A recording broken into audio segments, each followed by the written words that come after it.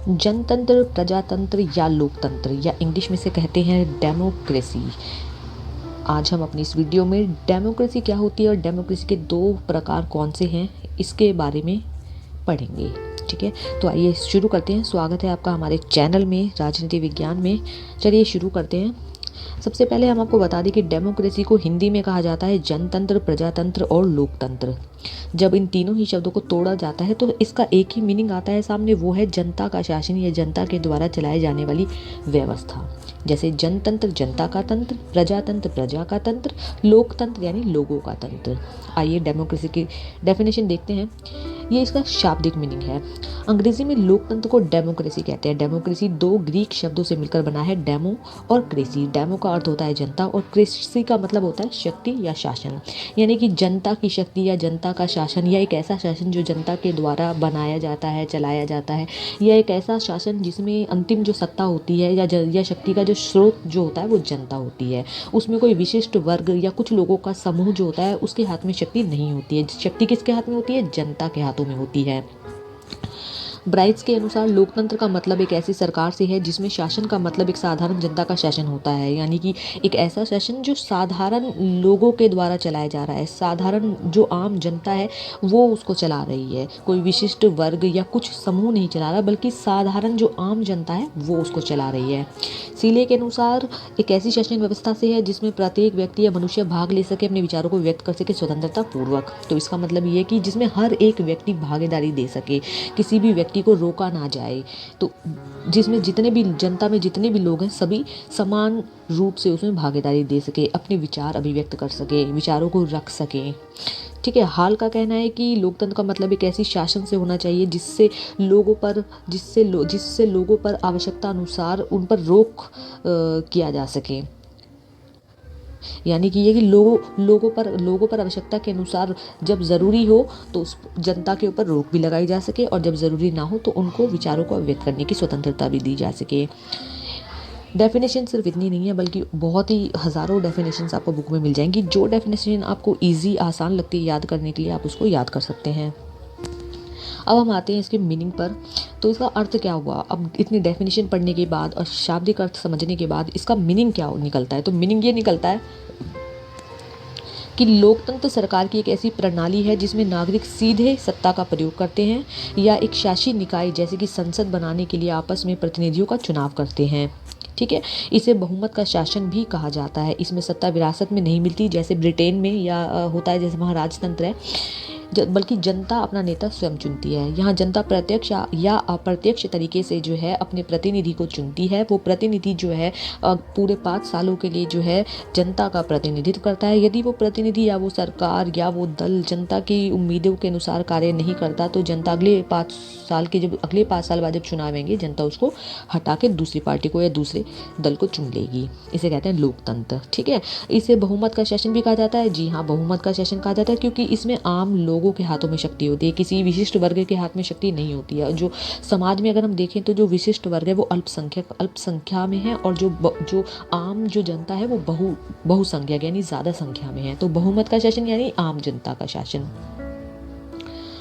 आइए इसके 2 प्रकारों को देखते हैं। लोकतंत्र के जब हम प्रकारों की बात करते हैं तो इसके 2 प्रकारों इसको बांट दिया जाता है, प्रत्यक्ष लोकतंत्र में और अप्रत्यक्ष लोकतंत्र में।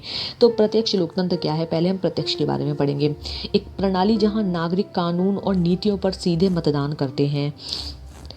दूसरा, नागरिक सीधे मतदान के माध्यम से निर्णय लेते हैं। सभी नागरिकों को निर्णय लेने में भाग लेने का अवसर मिलता है। प्रत्यक्ष मतदान के माध्यम से शीघ्रता से निर्णय लिए जा सकते हैं। यह कम जटिल हो सकता है क्योंकि निर्णय सीधे नागरिक द्वारा लिए जाते हैं। प्रत्यक्ष लोकतंत्र वह होता है जिसमें एक सभा हो, जिसमें जितने भी देश के लोग होते हैं वो एक जगह पर मीटिंग रखते हैं, यानी बैठते हैं, एक सभा होती है उनकी, और वहीं वो नीतियों से जुड़े या कानूनों से जुड़े मुद्दों पर मतदान करते हैं ऑन द स्पॉट, और वो उस पर निर्णय लेते हैं। तो ये जो प्रक्रिया है, ये प्रक्रिया बहुत इजी है। इसमें जनता डायरेक्टली भाग ले रही होती है। इसमें किसी नेता को नहीं चुनती, वो नेता आगे चल के निर्णय बनाता है, ऐसा नहीं होता, बल्कि इसमें जो है जनता स्वयं अपने प्रतिनिधि स्वयं नीतियों और कानूनों पर निर्णय ले रही होती है, ठीक है। और प्रत्यक्ष लोकतंत्र ऐसे देशों में ज़्यादा अच्छे से काम कर पाता है जहाँ जिन देशों की जो जनसंख्या है वो कम है, क्योंकि ज़्यादा जनसंख्या वाले जो देश हैं वहाँ पर सभा बुलाना, लोगों को एक जगह पर इकट्ठा करना, ये बहुत ही जटिल काम हो जाता है। लेकिन जहाँ छोटे देश हैं, जहाँ कम जनसंख्या है, वहाँ पर लोगों को एक सभा में बुलाना, बैठाना, नीतियाँ बताना, कानून बताना, उस पर वोटिंग लेना, जनमत लेना, जनता का मत लेना और उसके बाद उन पर निर्णय लेना काफ़ी आसान हो जाता है। तो ये होता है प्रत्यक्ष लोकतंत्र कि जनता डायरेक्ट भाग ले रही है। वहीं वहीं अप्रत्यक्ष लोकतंत्र में बिल्कुल प्रत्यक्ष लोकतंत्र से एकदम विपरीत होता है। यहाँ एक प्रणाली जहाँ नागरिक अपनी ओर से कानून और नीतियों पर मतदान करने के लिए प्रतिनिधियों का चुनाव करते हैं। इसमें क्या होता है, जनता अपने प्रतिनिधियों का चुनाव करती है और वो प्रतिनिधि आगे जाकर निर्णय लेते हैं। दूसरा पॉइंट देखिए, निर्णय निर्वाचित प्रतिनिधियों द्वारा किए जाते हैं। जो जिनको हम चुनकर भेज रहे हैं वो निर्णय लेते हैं। इसमें जनता का काम नहीं होता, जनता सिर्फ निर्वाचित प्रतिनिधियों का चुनाव करती है, उसका काम वहाँ खत्म हो जाता है। केवल निर्वाचित प्रतिनिधियों के पास निर्णय लेने में भाग लेने का अवसर होता है। जी हाँ, जिनको हम चुन रहे हैं सिर्फ वही भागीदार होते हैं निर्णय लेने में। जो भी नीतियों या कानूनों से जुड़े, योजनाओं से जुड़े निर्णय लेने होते हैं वही लेंगे, हम नहीं ले सकते, क्योंकि हमारा काम सिर्फ उनको चुनना होता है। निर्णयों में अधिक समय लग सकता है, हाँ इनमें निर्णय लेने में अधिक समय लगेगा, क्योंकि प्रत्यक्ष लोकतंत्र में ऑन द स्पॉट जो है जनता जो है जनमत करके जो है डिसीजन निर्णय ले लेती है, जबकि अप्रत्यक्ष में ऐसा नहीं होता। अप्रत्यक्ष में टाइम लगता है डिसीजन लेने में, क्योंकि एक फाइल किसी भी कानून या नीतियों से जुड़ी हुई कोई भी जो दस्तावेज होता है वो एक जगह से दूसरे जगह जाने में टाइम लगता है। आइए इसके एग्जाम्पल देख लेते हैं। एग्जाम्पल्स में जैसे कि प्रत्यक्ष लोकतंत्र में जो है स्विट्जरलैंड में है। स्विट्जरलैंड में नागरिकों को जनमत संग्रह नामक प्रणाली के माध्यम से कानूनों और नीतियों पर मतदान करने का अवसर मिलता है। इससे उन्हें अपनी सरकार द्वारा किए गए निर्णयों में प्रत्यक्ष रूप से कहने की अनुमति मिलती है, मतलब प्रत्यक्ष रूप से भागीदारी लेने की अनुमति मिलती है। यहाँ पर जनमत संग्रह होता है स्विट्जरलैंड में, ठीक है। वहीं दूसरी ओर प्राचीन एथेंस की अगर हम बात करें तो प्राचीन एथेंस में भी सभी नागरिक सभा में भाग लेने के पात्र थे, जहाँ वे कानून पर चर्चा और मतदान करते थे। यह प्रत्यक्ष लोकतंत्र का ही रूप था, ठीक है। उसके बाद न्यू इंग्लैंड शहर की बैठकें। संयुक्त राज्य अमेरिका के कुछ न्यू इंग्लैंड शहरों में नागरिक शहर की बैठकों में स्थानीय मुद्दों पर चर्चा करने और मतदान करने के लिए सालाना इकट्ठा होते हैं, और यह स्थानीय स्तर पर प्रत्यक्ष लोकतंत्र का उदाहरण है। वहीं हम अप्रत्यक्ष का अगर उदाहरण देखें तो सबसे पहले जो हमारे दिमाग में आता है वो होता है भारत। तो हम भारत का एग्जाम्पल पढ़ लेते हैं। ये रहा।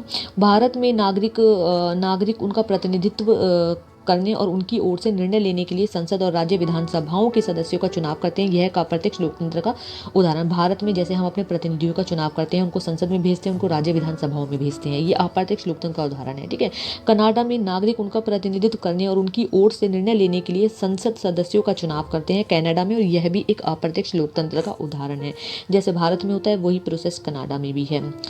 वहीं यूनाइटेड स्टेट्स में नागरिक कांग्रेस के प्रतिनिधियों का चुनाव करते हैं, तो जो तब उनकी ओर से निर्णय लेते हैं। जो आगे जाके जनता ने प्रतिनिधियों का चुनाव कर दिया, वो आगे जाके जो है निर्णय लेते हैं। यह एक अप्रत्यक्ष लोकतंत्र का उदाहरण है, क्योंकि नागरिक सीधे निर्णय नहीं लेते बल्कि अपने चुने हुए प्रतिनिधियों पर भरोसा करते हैं। उम्मीद है ये आपको टॉपिक समझ में आया होगा। धन्यवाद। सुनना पड़ेगा।